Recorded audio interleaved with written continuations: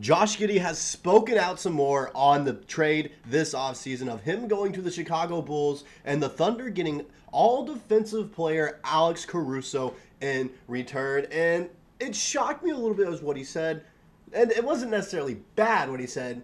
He talked about OKC in a positive light from what I could gather and tell. And so I just found it really interesting. I really can't believe he would say that, because if I got traded from a team that saw me as a potential cornerstone of this team for years to come, and then I get traded after one bad season, I would be a little bit upset, and I might have some choice words for that organization. However, Giddey handled it very professionally, and he talked about OKC in a positive light. We're going to break that all down here today on Thunder Digest. Before we get all that, though, I want to take a moment, and yes, I do sound horrible. I do sound sick. I still have COVID, still getting over it. Hopefully in the next few days, my voice sounds better. I can put out a little bit more good quality content out here for you guys. But for now, you got to deal with me sounding like a toad a little bit.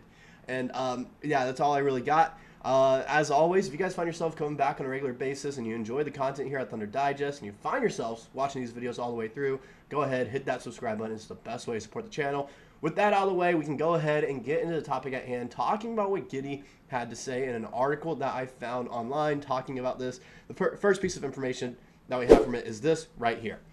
It is just a little opening statement on what really happened with Giddey this summer. Even non-Oklahoma City Thunder fans could surmise that Josh Giddey's exit from Bricktown was murky. Once viewed as a future franchise cornerstone, the 21-year-old Australian turned in his worst season as a pro in 2023. On top of that, in the biggest games of the season, he fell out of the team's rotation entirely, signaling the writing on the wall, talking about that Dallas Mavericks series. The 2023 season, though, saw Giddey's assists and rebounds plummet while his role on the team became foggy.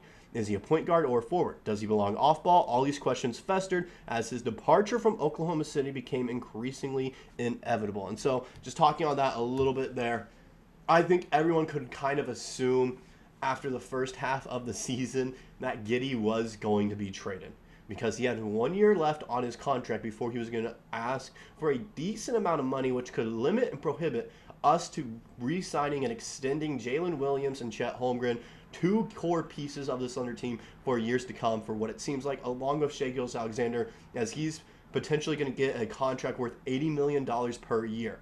And so keeping Giddey, paying him around $15 to $20 million per year, could really limit us on what we're going to do building a roster and keeping these young guys on board. We might have had to lose Jalen Williams or Chet Holmgren. And so it just came down to who looks more valuable to us in the long run. Was it Giddey? Was it Dub? Was it Chet? Who was it? Well, it clearly wasn't Giddey, and so he got traded this offseason. Now, going into what he had to say about the trade right here, OKC would have loved for things to have been different, as does Giddey. Now it is nothing more than a story to look back on as a lesson for the young star. Josh was traded to the Chicago Bulls in June before he assembled a solid run in the Paris Olympics. And he did play well in the Paris Olympics. I'll give him that, because he was the star of that team. He was taking the ball down the court, and he needs to be on ball. He needs to be the true point guard of a team, which he will be in Chicago. Recently, he spoke out for the first time regarding how the last year has gone and how he would like to remember his Thunder stint. I felt like I couldn't get going. I'd string 1, 2, 3 good games together, and then there'd be a stretch of bad ones. It just felt like I could never build any momentum. Giddey recalled of the 2023 season. He later added, the thing I found the best was just integrating myself into the team. Whether I was on the plane, at hotels, in the locker room, just being around my teammates made things so much better. And that goes to talk about this culture and this kind of vibe that OKC has, and not only just the front office, but the team itself. Everyone is there for each other. When Giddey was going through everything going on this season, all the players were there to support him. The organization, the front office, supported Giddey. Even when he had bad games, the players still support him when they are asked questions about him, answering, he'll get it going.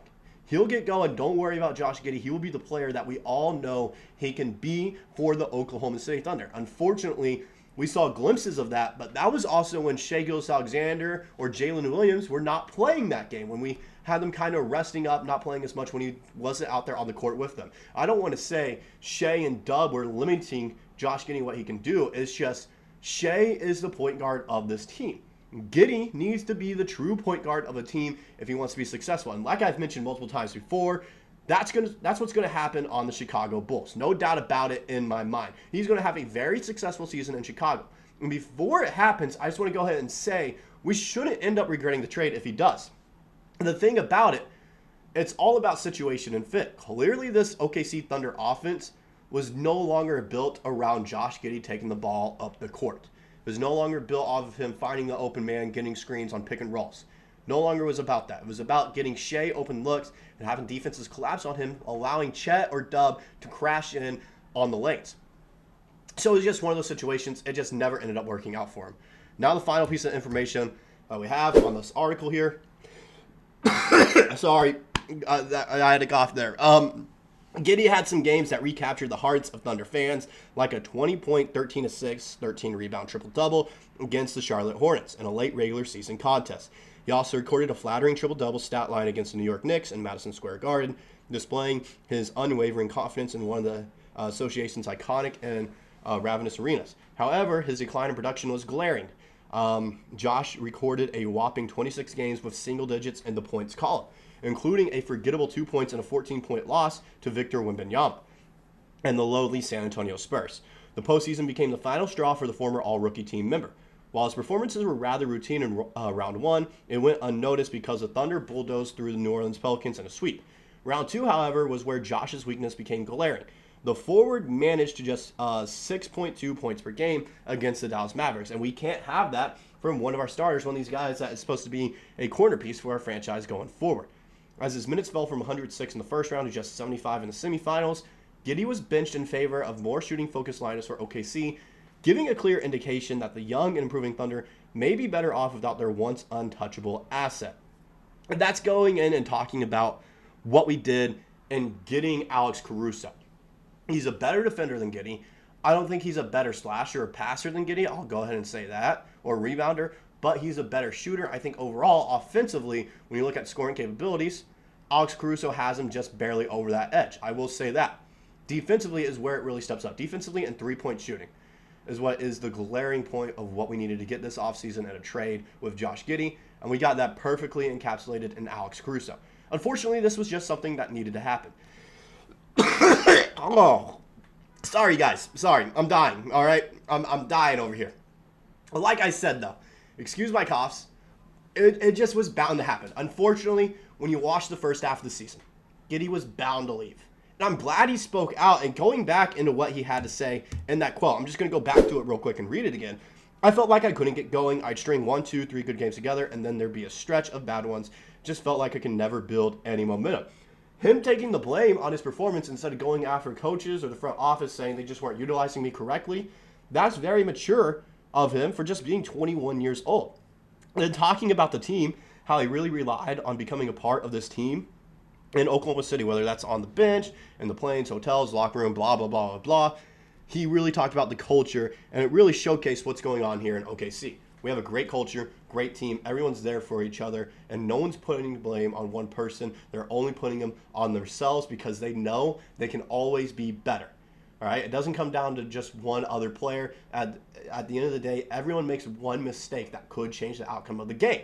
And Giddey, what he was very mature about talking about that, how he would just always have 2 or 3 good games and then a long list of bad ones, which kind of caused his downfall and demise of being traded away from the Oklahoma City Thunder. But that's all I got for this video. Let me know what you guys personally thought about what Josh Giddey had to say about this trade. And do you think it was necessary, or do you think we could have ended up keeping him and still getting someone better defensively and three-point shooting wise in the offseason?